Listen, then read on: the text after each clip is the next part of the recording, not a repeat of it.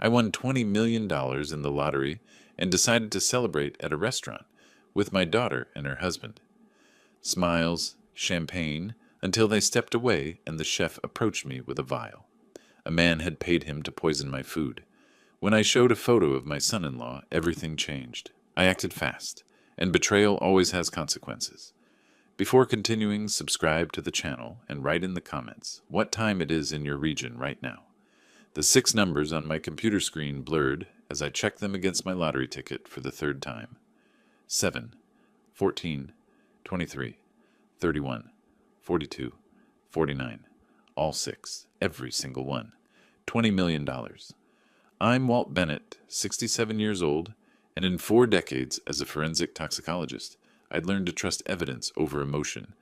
But right now, my hands were shaking like a rookie's at his first crime scene. The Colorado Lottery website didn't lie. The ticket in my hand didn't lie. I just won $20 million. I grabbed my phone and called Veronica before I could second-guess myself. My daughter answered on the first ring, her voice bright and warm as always. "Dad, what's up?" "Honey, I need to tell you something. I just checked my lottery numbers." I paused, savoring the moment before it all became real. I won $20 million. The shriek that came through the phone nearly burst my eardrum, then laughter, then crying, the beautiful chaos of pure joy. "Dad, oh my gosh, are you serious? I can't, are you okay?" I smiled, feeling warmth spread through my chest. After 40 years of analyzing poisons and death, of testifying about how people killed each other for money, drugs, revenge, finally, something good, something pure. "I'm okay, sweetheart, better than okay. Listen, once I collect the money officially, I want to take you and Brian out to celebrate. Somewhere special. La Mesa Dorada. That fancy place you've always wanted to try." "Dad, that's so expensive." "Honey, I just won $20 million. I think we can splurge a little." Her laugh was infectious. I could hear her shouting to someone in the background, Brian, her husband. "Baby, you won't believe it. Dad won the lottery. $20 million. The response was muffled, indistinct. "Okay, Dad, we'd love that. Just let us know when." After we hung up, I sat in my study, surrounded by the textbooks and case files that had defined my career. Volumes on alkaloids, cyanides, heavy metal poisoning, 40 years of death. And now, finally, life was handing me something beautiful. The doorbell rang the next morning at 9:30. I wasn't expecting anyone, but when I opened the door, there stood Brian Cole, my son-in-law of 5 years. He was 39, worked as a pharmacist, always pleasant, but today something was off. His smile seemed painted on, his eyes a little too bright, a little too focused. "Walt, congratulations!" He stepped inside without waiting for an invitation, pumping my hand with excessive enthusiasm. "Veronica told me everything. $20 million. That's incredible." "Thanks, Brian. Want some coffee?" No, I'm good. Actually, I wanted to talk to you about something." He followed me to the living room, but he didn't sit. He paced, and I noticed his hands kept clenching and unclenching. Nervous energy. "So, Walt, I've been thinking, $20 million is a family amount, right? We're family. And it seems like the logical thing would be to split it. Half for you, half for me and Veronica. You know, fair distribution." I blinked. Surely I'd misheard. "Excuse me?" "Well, we're family, and you're, 67?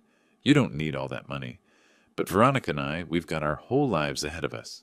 We could buy a house, invest, start a family finally. It just makes sense." His voice had taken on an edge, something harder beneath the friendly tone.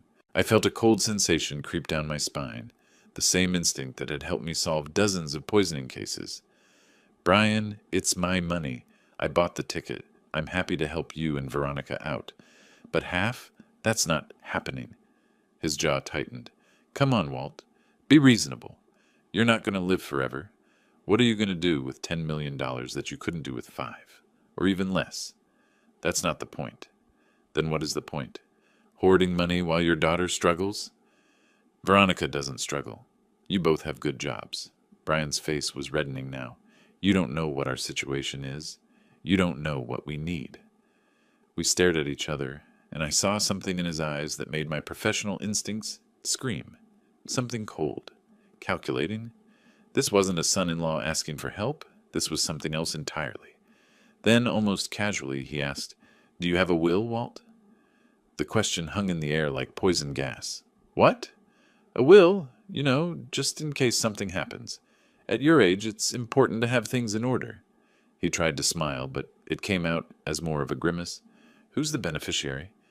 Something inside me went very still. Why do you want to know? Just curious. Planning for the future. Making sure Veronica's taken care of. I should have lied.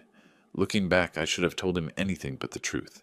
But I was still processing the audacity of his demand for half my winnings, still trying to reconcile the pleasant young man who'd married my daughter with this aggressive stranger in my living room. Everything's left to Veronica, I said. For just a moment, less than a second, Brian's expression changed completely. The mask slipped. His eyes went dead and cold, and I saw something that made my blood freeze. Calculation. Assessment. Like he was looking at a problem to be solved, not a person, not his father-in-law. Then the smile returned, bright and empty. Well, that's good. That's really good, Walt. Veronica's lucky to have a father like you. He left shortly after, and I stood in my doorway watching his car disappear down the street. My hands were trembling, but not from excitement this time. In 40 years of forensic toxicology, I'd learned to read death. I'd learned to see murder in the residue of chemicals, in the timing of symptoms, in the desperate calculations of people who thought they could get away with it. And I'd just seen murder in my son-in-law's eyes. After Brian left, I couldn't move for a solid minute. I just stood there in my living room, staring at the door he'd closed behind him, trying to process what had just happened. Then I walked to my study, the one place in the house that had always made sense to me, and sat down at my desk. The photographs on my walls suddenly felt like they were mocking me. Veronica at 5, gap-toothed and laughing. Veronica at 18 in her graduation gown. Veronica at 30, radiant in her wedding dress. Brian beside her in his tuxedo, both of them glowing with happiness. That wedding had been 5 years ago. I remembered how relieved I'd felt when Veronica introduced me to Brian. She'd had a rough patch in her 20s, a string of boyfriends who were either unreliable or unkind. But Brian seemed different. He was a pharmacist, educated, articulate. He spoke respectfully to everyone, helped clean up after dinner, remembered birthdays. At the wedding, he'd given a speech about how he'd spend his life making Veronica happy, protecting her, cherishing her. I'd believed every word. I picked up my coffee mug, cold now, and thought back over the past few months. Had there been signs? Of course there had been. I'd just ignored them. 3 months ago, Brian had asked about my retirement accounts. Just curious how you're managing in retirement, Walt.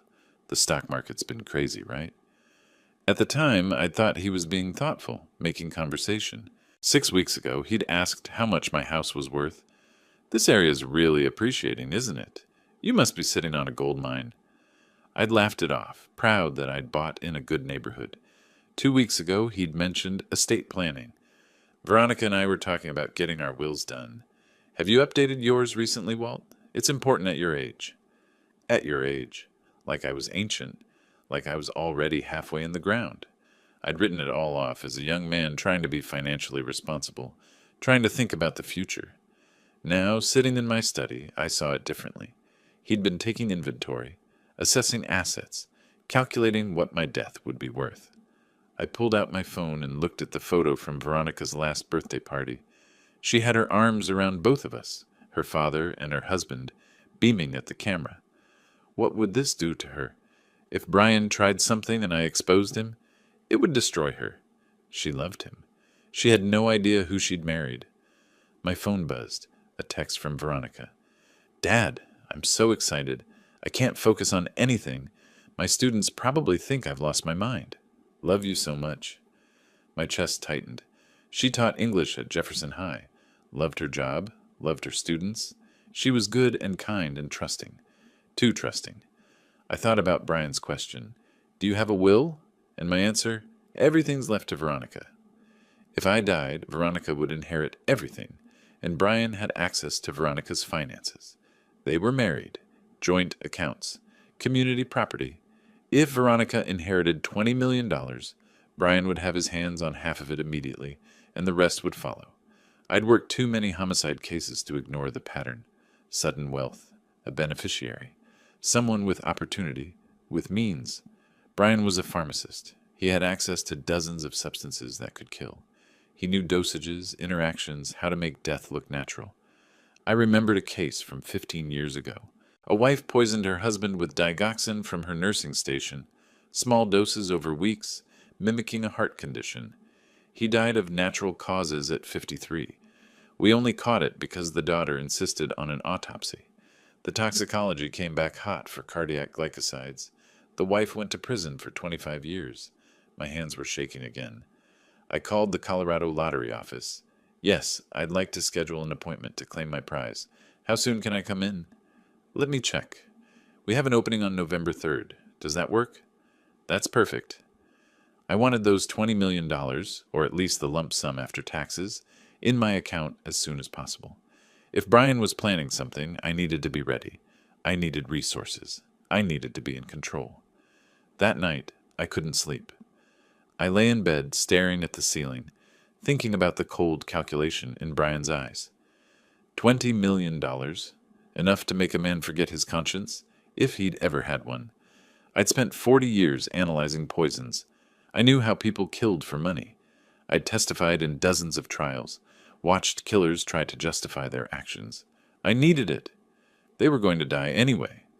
Nobody was supposed to find out. And now my own son-in-law was looking at me the same way those killers had looked at their victims, like I was an obstacle, like I was already dead. The irony wasn't lost on me. I'd spent my entire career learning how to detect murder. Now I might need those skills to prevent my own. I got up, went back to my study, and started making notes. If Brian tried something, I'd be ready. But I had to be smart. I couldn't accuse him without proof. I couldn't destroy Veronica's marriage on instinct alone.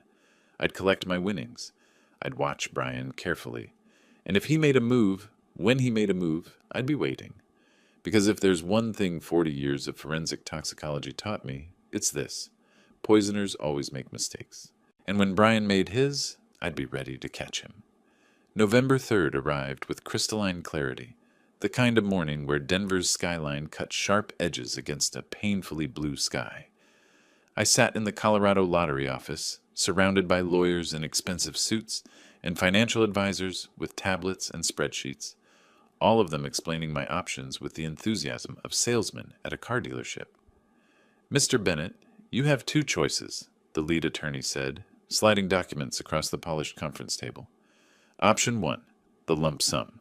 After federal and state taxes, you're looking at approximately $11.5 million deposited within 5 business days. Option 2, the annuity, the full $20 million paid out over 30 years in annual installments. I didn't hesitate. Lump sum. Are you certain? The annuity provides... I'm 67 years old, I interrupted. I want control of my money now, not promises spread across 3 decades I might not live to see. The unspoken part, the part I couldn't say in a room full of strangers, was that I needed liquid assets immediately. If Brian was planning what I thought he was planning, I needed resources. I needed mobility. I needed to be ready. 3 hours of signatures, identity verifications, and legal formalities. Later, I walked out of that office with a cashier's check for $11,500,000. The number was absurd. Even after taxes, even after losing almost half the jackpot to the government's cut, it was more money than I'd earned in my entire 40-year career. I sat in my car in the parking garage, staring at the check. My hands weren't shaking this time. They were steady, focused, because somewhere in the back of my mind, a clock was ticking. Brian knew I'd be collecting soon. Brian was making his own plans. That evening I called Veronica. She answered on the first ring, breathless. Dad, did you get it? Is it official? It's official, honey. $11.5 million in the bank by Friday. She screamed. I had to hold the phone away from my ear, grinning despite everything. Oh my gosh, Dad, this is real. This is actually real. It is, and I want to celebrate properly. Tomorrow night, 7 o'clock, La Mesa Dorada. You and Brian. Dress up nice. We're doing this right. La Mesa Dorada. Dad, that place is insanely expensive. I just won the lottery, sweetheart. I think we can afford one fancy dinner. I paused, listening. In the background, I heard her relay the news. Baby, tomorrow night. Dad got the money. We're going to La Mesa Dorada. Brian's response was muffled, indistinct, but something in the tone, something flat and calculating, made my jaw tighten. After we hung up, I made another call. La Mesa Dorada answered on the third ring. Yes, I'd like to reserve your best private dining room for tomorrow evening. 7 o'clock. 3 people. Money is no object. I want champagne, Cristal, if you have it, and your finest menu items. This is a celebration. The hostess, clearly accustomed to wealthy clients, didn't skip a beat. Of course, sir. We'll prepare everything. May I ask the occasion? Lottery winnings, I said, and it felt good to say it, to claim that victory out loud. Congratulations. We'll make it memorable. That night, lying in bed, I couldn't sleep. My mind kept circling back to Brian's visit, his questions about the will, that cold calculation in his eyes. I'd worked enough murder cases to recognize the pattern. Sudden wealth, a beneficiary, someone with motive, means, and opportunity, the pharmaceutical knowledge, the access to drugs, the desperate need for money that I hadn't even known about until he'd mentioned those debts, so casually, so bitterly. I got up, went to my study, and did something I should have done months ago. I opened my laptop and started searching. Brian Cole, social media, public records, everything I could find. His Facebook page was carefully curated. Photos of him and Veronica at restaurants, hiking, smiling for the camera. A pharmacist's life, normal and unremarkable.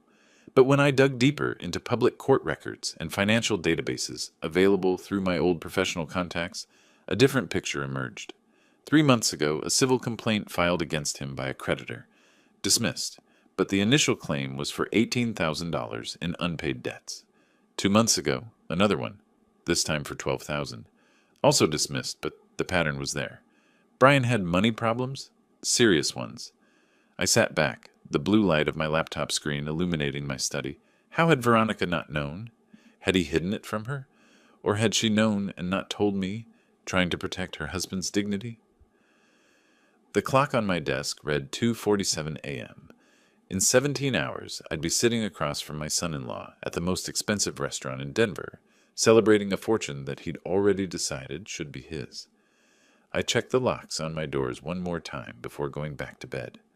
Old habits from a lifetime of studying how people killed each other. The paranoia of someone who knew exactly how easy it was to poison a man and make it look like natural causes. Because Brian was a pharmacist, and I was a forensic toxicologist. We both knew the same dark secrets about chemistry and death. The difference was I'd spent 40 years learning how to catch killers, and he was about to become one. November 4th, 7 p.m. La Mesa Dorada lived up to its name, the Golden Table, with warm lighting that made everything glow like we'd stepped into a painting. Our private dining room overlooked downtown Denver, the city spreading out below us in a carpet of lights. Veronica looked stunning in a navy dress I'd never seen before, her hair styled, makeup perfect. She was vibrating with excitement, barely able to sit still. Brian wore a charcoal suit and tie, his smile plastered on like a Halloween mask, too wide, too fixed. The waiter, a young man with impeccable posture, presented the champagne like it was liquid gold. Cristal, sir. 2018 vintage. I nodded, and he poured 3 glasses with practiced precision. I raised mine, the crystal catching the light. To family, to the future, to unexpected gifts from fate. We clinked glasses. Veronica's eyes were shining. Dad, I can't believe this is real. You won the lottery. Actually won it. Believe it, honey. So what are you going to do with it? She asked, leaning forward. Travel? Buy a new house? You could get that place by the lake you always talked about. Maybe, I said, watching Brian over the rim of my glass. He was smiling, but his eyes kept flicking to me, assessing, calculating. I want to help you two out, of course. Make sure you're set up properly. Brian's smile widened. That's generous, Walt. Really generous. Something in his tone made my skin crawl, like he was humoring an old man playing along with my little fantasy of control. The waiter returned. Are we ready to order? We ordered. Ribeye steaks for all 3 of us, lobster tails, truffle risotto on the side. The The kind of meal that would have cost me a week's salary back when I was working. Now it barely registered as an expense. While we waited for the food, Veronica launched into her dreams. Europe next summer. Maybe Paris. Definitely Rome. She'd always wanted to see the Colosseum. Perhaps they could finally buy a house instead of renting that cramped apartment in Capitol Hill. I watched Brian watch her. His expression was tender, loving even, but I'd spent too many years reading people who lied under oath to miss the calculation beneath the affection. He was doing math in his head, dividing assets, planning expenditures. "Excuse me," Veronica said, suddenly standing. "I need to fix my makeup. Be right back." Brian stood as well. I'll use the restroom too." They left together, and I was alone in the private dining room with the city lights and my dark thoughts. That's when everything changed. A man in chef's whites approached my table, his face pale, hands trembling. His name tag read, Juan Martinez. He glanced over his shoulder, then leaned in close, his voice barely above a whisper. "Sí, or forgive me for interrupting. Is something wrong with the order? No, sí, or... I need to show you something. It's very important." He pulled a small glass vial from his pocket, maybe 2 inches tall, filled with clear liquid. His hands shook as he held it. 2 days ago, a man came to me. He offered me $5,000 cash. He wanted me to put this in your food tonight. My heart stopped, actually stopped. For one long second, the world went silent and still. "Who?" The word came out hoarse. Juan pulled out his phone, found a photo. Security camera footage? Grainy but clear enough. Brian standing by the service entrance, handing Juan an envelope. My son-in-law, the man who'd married my daughter, the man who'd promised to cherish and protect her. He'd paid a chef $5,000 to poison me. "He said it was just sleeping medicine," Juan continued, his voice breaking. "Said you forgot to take your pills and he wanted to help. But see? Or I worked in a hospital in Mexico. I know what medicine looks like.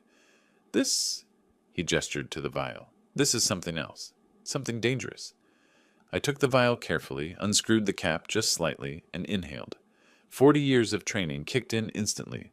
The faint almond scent mixed with something chemical. Not sleeping pills. Not even close. This was a glycoside mixture, probably diazepam for sedation combined with oleander extract for cardiac arrest. 4 to 6 hours after ingestion, it would cause arrhythmia and heart attack. To any emergency room doctor, a 67-year-old man dying of a heart attack after a heavy meal and champagne would look completely natural. Professional work. For a pharmacist. "Juan," I said quietly, "why are you telling me this?" He met my eyes, and I saw genuine anguish there. "I have 2 children, say, or I need money. My mother needs surgery in Mexico. But I cannot kill a man. I'm not a murderer." "You did the right thing?" My voice was steady, but inside I was cold. Not afraid, cold. "How long until they come back?" 2, maybe 3 minutes. 2 minutes. I had 2 minutes to decide how to handle the fact that my son-in-law had just tried to murder me for $11.5 million. And in that moment, sitting in that golden dining room, holding the poison meant to kill me, I made my decision. That Brian thought he was the hunter. He thought I was just an old man, an easy target, an obstacle between him and a fortune. He'd forgotten what I did for 40 years. I didn't just analyze poisons. I caught the people who used them. And Brian Cole had just made the biggest mistake of his life. I held the vial carefully, turning it in the light. The liquid was clear, almost water-like, but the faint chemical smell told me everything I needed to know. 40 years of analyzing poisons had trained my nose better than any machine. "Juan," I said quietly, "I need you to be very clear with me. This man—" I gestured to the security photo on his phone, Brian's face sharp and unmistakable. "He gave you this 2 days ago?" "Yes. See, our Wednesday afternoon. He met me at the service entrance." Juan's hands were still shaking. "He said it was medicine. For your heart. That you forget to take it sometimes." I almost laughed. Almost. Brian had actually thought he could convince a chef that this cocktail of diazepam and oleander extract was heart medication. The arrogance was breathtaking. "And he offered you $5,000? Cash. He showed it to me. Said I'd get it tonight after After you. Juan couldn't finish the sentence. After I died. After the poison-induced cardiac arrhythmia, 4 to 6 hours from now. After the paramedics found me collapsed in my home. After the coroner ruled it a heart attack. Tragic but expected in a 67-year-old man who'd just eaten a rich meal and drunk champagne. Professional, calculated, and it would have worked on anyone who wasn't a forensic toxicologist. Juan, you have 2 children, you said? Yes, senor, 12 and 14. And your mother needs surgery? His eyes widened. How did you? Because you wouldn't have considered this for any other reason. You're not a killer. I stood up, pocketing the vial carefully. Here's what's going to happen. In about 90 seconds, my daughter and her husband are going to come back from the restrooms. You're going to bring out the main courses, 3 ribeye steaks, perfectly cooked, and you're going to act like nothing happened. Can you do that? But see? Or what about... Leave that to me. I met his eyes. Trust me, Juan. This is what I do. I catch poisoners. I've been catching them for 40 years. He stared at me for a moment, then nodded slowly. What about the money? For my mother? I almost smiled. Even now, in the middle of this nightmare, he was thinking about his mother. You'll have it. Not from Brian. From me. $10,000. Consider it payment for your honesty. But first, I need you to do exactly what I say. His face transformed. Say or I don't know what to... Just bring the steaks. And Juan... I waited until he met my eyes. When the police come, and they will come, you tell them everything. The truth. All of it. I'll make sure you're protected. He nodded and hurried back toward the kitchen. I sat down, my heart pounding but my hands steady. The vial felt heavy in my jacket pocket. Evidence. Beautiful, damning evidence. I looked at the table setting. 3 places. 3 sauce dishes positioned beside each plate. Brian always drowns everything in sauce. I'd watched him do it 100 times. Steak, chicken, even fish. He thinks it's sophisticated, adding sauce to everything. Tonight, that habit was going to save my life and end his. The plan formed in my mind with crystalline clarity. It wasn't revenge, not really. It was justice. The same kind of justice I'd spent 4 decades pursuing. Brian had tried to kill me for money, had paid someone to poison me, had looked at me across the dinner table, knowing I'd be dead by morning, probably already planning how he'd console Veronica through her grief. The cold rage I felt wasn't hot or explosive. It was ice, pure calculated ice. I heard footsteps, Veronica's heels clicking on the marble floor, Brian's dress shoes following. I arranged my face into a pleasant expression, the mask of a man celebrating his good fortune. Dad, sorry about that. Veronica slid back into her seat, still glowing. The line for the ladies' room was insane. No problem, honey. I watched Brian sit down, watched his eyes flick to my plate, then to the sauce dish beside it. Checking, calculating, wondering if Juan had already added the poison to my food. The anticipation in his eyes made me want to vomit. But instead, I smiled. The food should be out any minute. I'm starving, aren't you? Brian's smile didn't reach his eyes. Absolutely. This place is supposed to be incredible. Worth every penny, I agreed, and thought, you're about to find out just how much. Juan emerged from the kitchen with 2 other servers, all carrying large plates. 3 massive ribeye steaks, perfectly seared, accompanied by roasted vegetables and truffle mashed potatoes. The aroma was incredible. Rich, savory, exactly the kind of meal that would make poison impossible to detect by taste. They set the plates down with practiced precision. Juan wouldn't meet my eyes, but his hands were steadier now. Good. He was going to be okay. This looks amazing! Veronica picked up her knife and fork. Brian reached for his sauce dish, the small porcelain boat filled with red wine reduction. His fingers closed around it, and I made my move. I'd been holding the vial in my jacket pocket, waiting for exactly this moment. While Veronica was admiring her steak and Brian was reaching for his sauce, I smoothly pulled out the vial and, in one fluid motion that took less than 3 seconds, emptied its entire contents into Brian's sauce dish.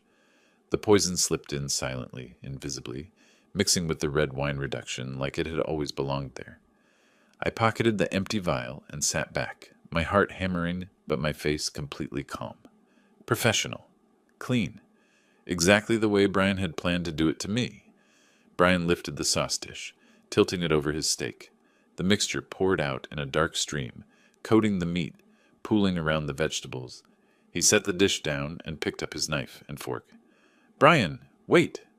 My voice was quiet, almost gentle, but something in the tone made him freeze, the fork halfway to his mouth. "What?" His voice had an edge to it, nervousness.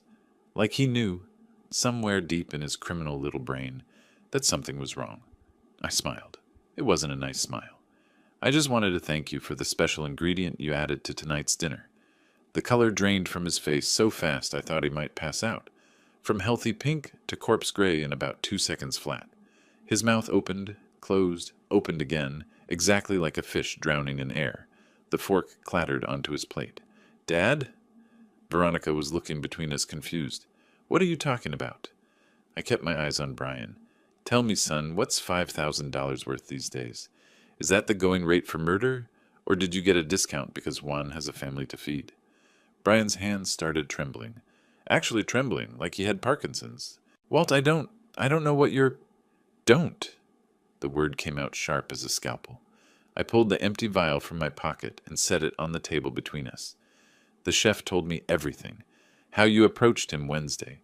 How you offered him $5,000 cash. How you gave him this—" I tapped the vial and told him to put it in my food. Veronica's face went white. "What? Brian, what is he—" "It's diazepam mixed with oleander extract," I continued, my voice conversational now, almost pleasant, like I was discussing the weather. "A very professional mixture, actually. The diazepam sedates. The cardiac glycosides stop the heart. 4 to 6 hours after ingestion, I would have had what appeared to be a natural heart attack. Very clever. For a pharmacist." Brian was shaking his head, but no words were coming out. His eyes had gone wide and panicked, darting between me and Veronica like a cornered animal, looking for escape.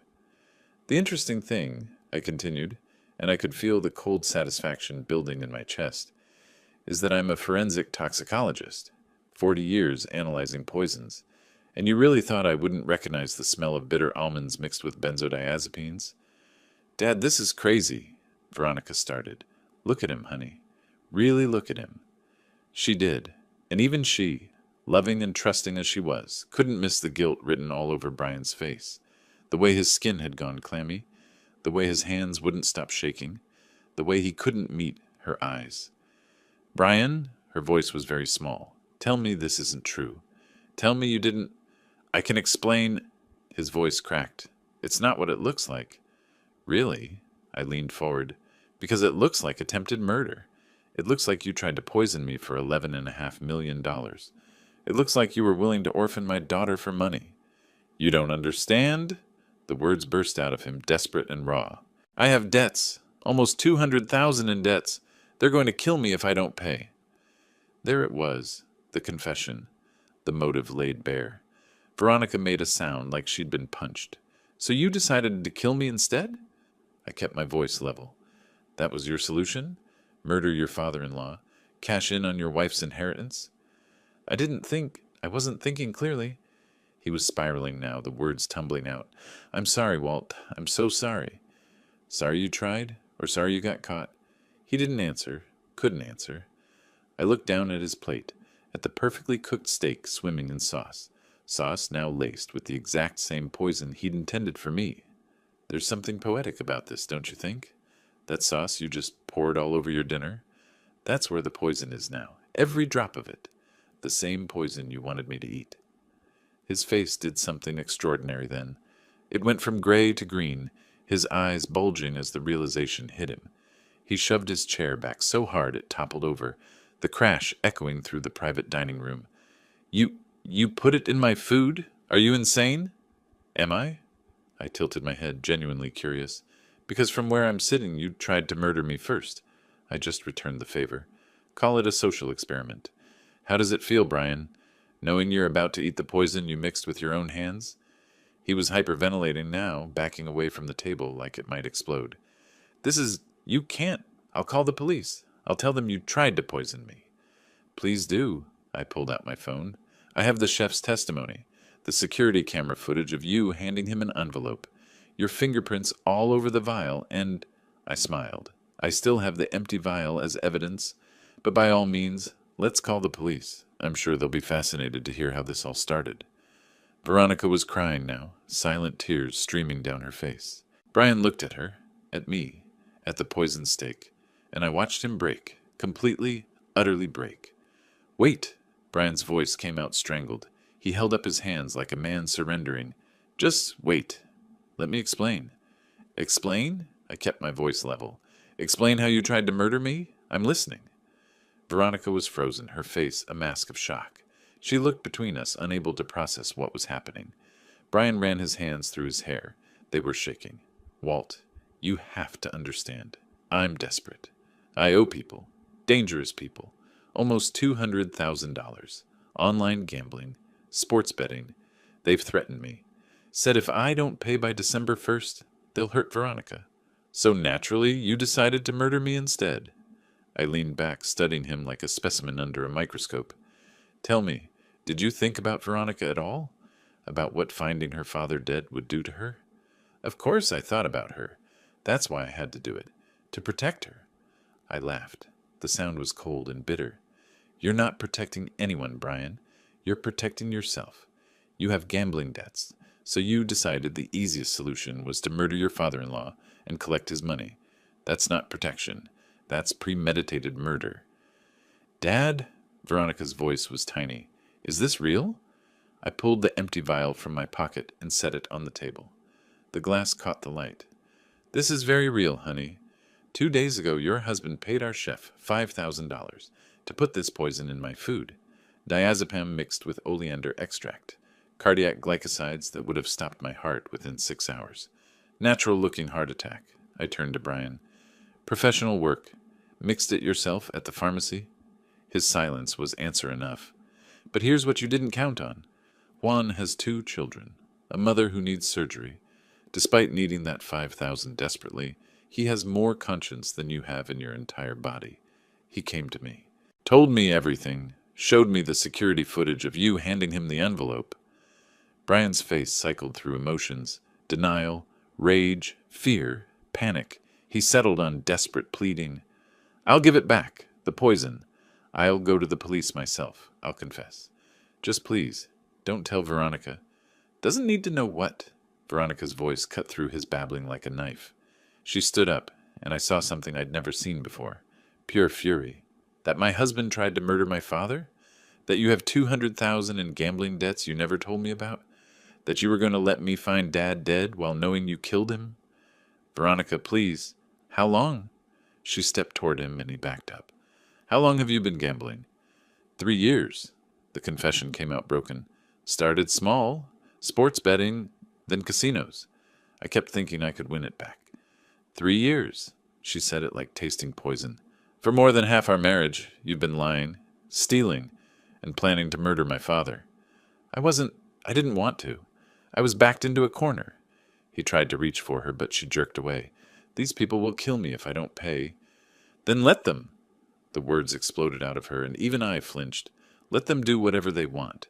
Because right now, I don't care. I don't care if you're in danger. All I care about is that you tried to kill my father. Brian turned to me, eyes wild. Walt, please. I'll do anything. Sign a confession. Testify against the people I owe. Just give me a chance. Fix this. I stood slowly. You can't fix attempted murder. You can't undo the moment you decided my life was worth less than your gambling debts. But I didn't actually do it. The poison never went in your food, so technically nothing happened. I smiled. Not pleasant. Except you bought the poison, mixed it, paid Juan $5,000, gave explicit instructions. In Colorado, that's attempted murder in the first degree. The fact that Juan had a conscience doesn't make you innocent. It makes you incompetent. His face went from red to white. You can't prove. I have the vial with your fingerprints. Juan's testimony. Security footage. The $5,000 withdrawal from your bank 2 days ago. I ticked off each point. And now I have your confession witnessed by your wife and recorded on my phone. His eyes dropped to my jacket pocket, where my phone sat screen up, recording light blinking. You recorded this? Every word. I stopped the recording and pocketed it. 40 years as a forensic toxicologist taught me one thing. Poisoners think they're clever, but they always make mistakes. What mistake? His voice was barely audible. I leaned in. You tried to poison a toxicologist, someone who's spent his career learning how people like you operate. Did you really think I wouldn't recognize bitter almonds? Wouldn't know diazepam from aspirin? The words hit him like blows. His shoulders slumped. Attempted murder doesn't care if you succeeded, I said. You planned it. Executed steps toward it. That's Class 2 felony in Colorado. 8 to 48 years in prison. 48 years, he repeated numbly. I'll be 87. If you get out. Good behavior might help, but with your gambling debts, your lies, your lack of remorse, don't count on leniency. He sank down, back against the wall, looking up at me with destroyed eyes. What do you want? He whispered. Money? I don't want anything from you. What I want is justice, for you to face consequences of trying to murder me for $11 million. Please, tears ran down his face. I made a mistake, a terrible mistake, but I can change.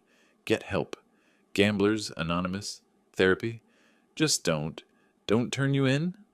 I looked at him with something approaching pity. You had 3 years to get help. Instead, you stole, lied, and when you ran out of options, decided murder was easier than honesty. I started dialing. You're done getting chances.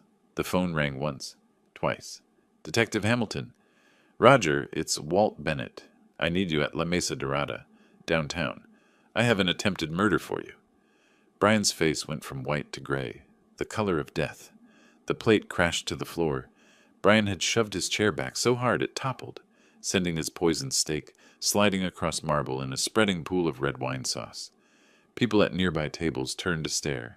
Is everything all right? A waiter hurried over, concerned. Fine, just an accident. My son-in-law is feeling unwell. Brian's face was concrete gray.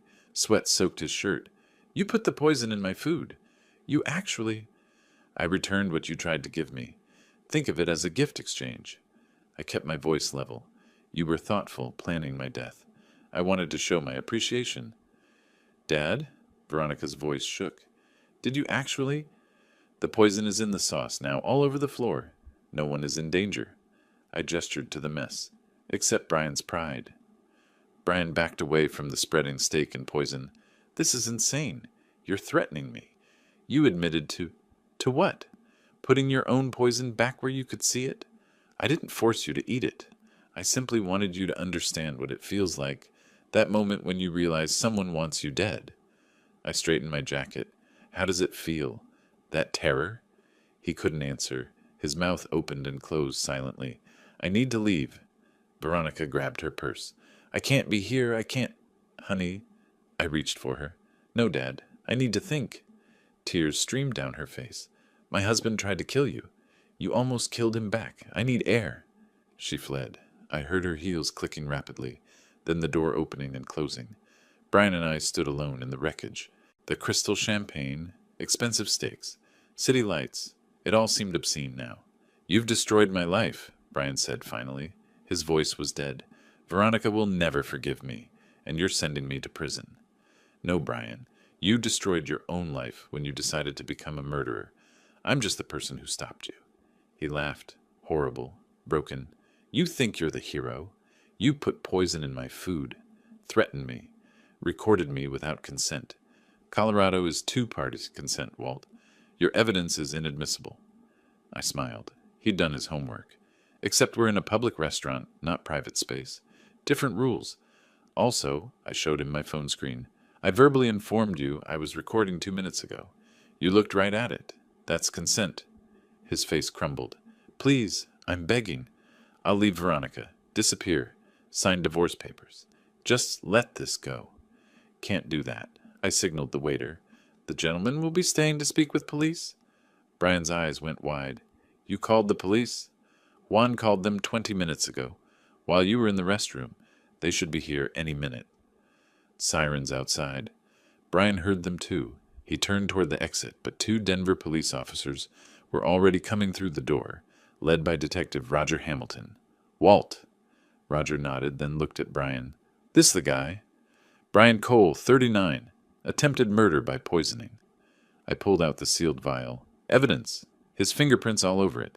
Contents are diazepam and oleander extract. Roger took the bag. Witness? Chef Juan Martinez, in the kitchen. Security footage from 2 days ago showing Brian at the service entrance. Brian was shaking his head, backing away. This is entrapment. He set me up. He put poison in my food. The poison that you provided? Roger asked mildly. That you paid someone to put in his food first? That's not... Brian Cole, you're under arrest for attempted murder in the first degree. Roger pulled out handcuffs. You have the right to remain silent.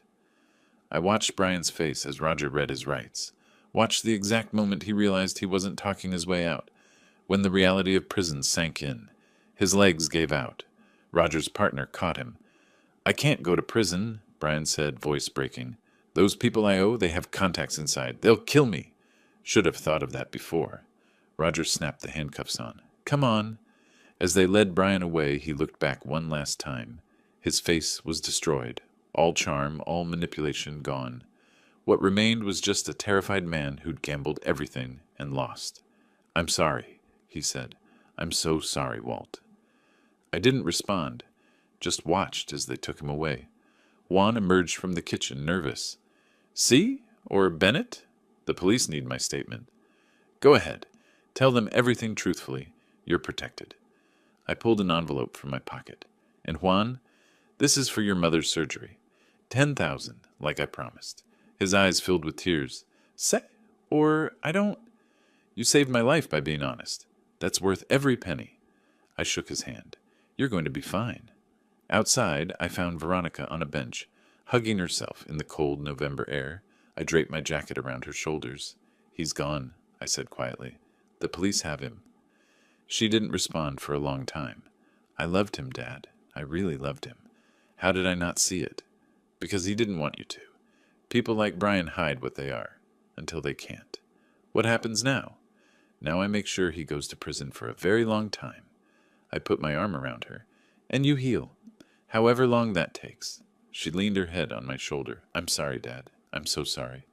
You have nothing to apologize for. Nothing. I held her close. Come on. Let's go home. The next morning, I drove to my old laboratory, the place where I'd spent 40 years analyzing death. Walking through those doors felt different now. I wasn't there to solve someone else's murder. I was there to prove my own attempted one. Marcus Chen met me in the lobby. We'd worked together for 20 years before I retired. When he saw the sealed evidence bag, his expression went from friendly to professional, instantly. Walt, what do you have? Full toxicology workup. Official, documented, chain of custody perfect. Criminal case. He took the bag carefully. What am I looking at? Diazepam mixed with oleander extract. Cardiac glycosides. Attempted murder by poisoning. His eyebrows shot up. Who's the victim? Me. Jesus, Walt. He studied the vial. Who tried to kill you? My son-in-law.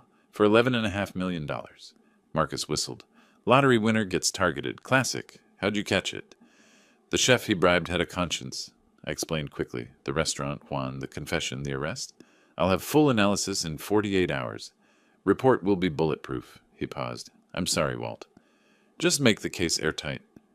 From the lab, I went to Denver Police Headquarters. Roger Hamilton was waiting, his desk covered in organized chaos of case files. Hell of a night, he said. Hell of a life. I sat down. Where are we? Roger pulled out a thick file. Brian Cole, 39. Pharmacist. Attempted murder, first degree. Evidence is strong. Juan's statement is solid. Security footage is clear. The vial has Cole's prints. Financial records show the $5,000 withdrawal and $195,000 in gambling debts. He looked up. But why didn't you come to us immediately? Because I wanted him to confess. In front of witnesses. On recording.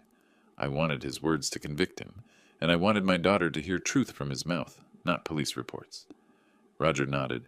Risky. Effective. DA wants trial in 2 weeks. Good. Keep him locked up. He's a flight risk with those debts. Before leaving, I made one more stop. Lester Fields, criminal attorney. The best in Denver. Not a friend. I'd never met him. But the professional I needed. Lester was 61, silver-haired, expensive suit. His office overlooked downtown, all glass and money. Mr. Bennett, he gestured to a chair, Roger speaks highly of you. Let's talk about putting your son-in-law away for 30 years. We spent 2 hours on every piece of evidence, every possible defense argument, every way Brian's attorney might create reasonable doubt. In Colorado, attempted murder by poison carries serious weight, Lester said. 8 to 48 years, with gambling debts establishing motive, security footage and Juan's testimony establishing means and opportunity, and Brian's recorded confession establishing intent. He leaned back. Minimum 25 years, possibly more. Make it more. That's the spirit. He grinned. His lawyer will try to paint you as the villain. Old man with millions, refusing to help struggling son-in-law, driving him to desperate measures. They'll try for jury sympathy. Then we make sure the jury understands he wasn't asking for help. He was planning murder. Oh, he will regret everything. Lester walked me to the door. By the time this trial's over, Brian Cole will wish he'd never heard of the Colorado lottery. That evening I sat with Veronica on my porch. She'd moved back home, couldn't face their apartment. She'd already called a divorce attorney. Papers would be filed within days. What happens at trial? She asked quietly. He'll be convicted. The evidence is overwhelming. And then, prison for a very long time, and you heal. She was quiet. Do you think he ever loved me? I think he loved what you represented. Security. Access to money through me. I looked at her. But the man who loved you wouldn't have tried to murder your father. She nodded, tears sliding down. I was so stupid. No, you were trusting. There's a difference. I put my arm around her. You're stronger than you know. Above us, stars were coming out. Constant, unchanging, like justice if you waited long enough. 2 weeks later, we'd find out if I was right. The courtroom was packed. Media had caught wind. Lottery winner nearly poisoned by son-in-law. And reporters filled the gallery, along with Brian's shell-shocked family. I sat front row with Veronica. She wore all black, attending a funeral, the death of her marriage, the death of who she thought she'd married. Brian sat at the defense table with Sean Dennis. Expensive, aggressive. Brian had lost weight in 2 weeks in jail. Gaunt face, hollow eyes. He didn't look at us. The prosecution called Marcus first. Dr. Chen, explain what you found in your analysis. Marcus opened his report. The vial contained 15 milligrams of diazepam mixed with concentrated nerium oleander extract. The oleander contains cardiac glycosides, causing arrhythmia and cardiac arrest. In layman's terms, 2-stage poison. Diazepam sedates. Oleander causes heart failure. In a 67-year-old man, after a heavy meal, death would appear natural. Very difficult to detect without specific toxicology screening. Could an ordinary person create this? No. This requires pharmaceutical knowledge, drug interactions, proper dosing, extraction techniques. Marcus looked at Brian. Someone with medical or pharmaceutical training.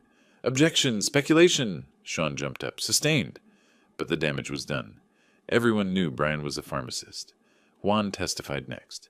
Nervous, but clear. Brian approaching him, $5,000. My photo, the vial. Did the defendant tell you what was in the vial? He said medicine for Mr. Bennett's heart. But you didn't believe him? No? I worked in a hospital. I know medicine. That was something else.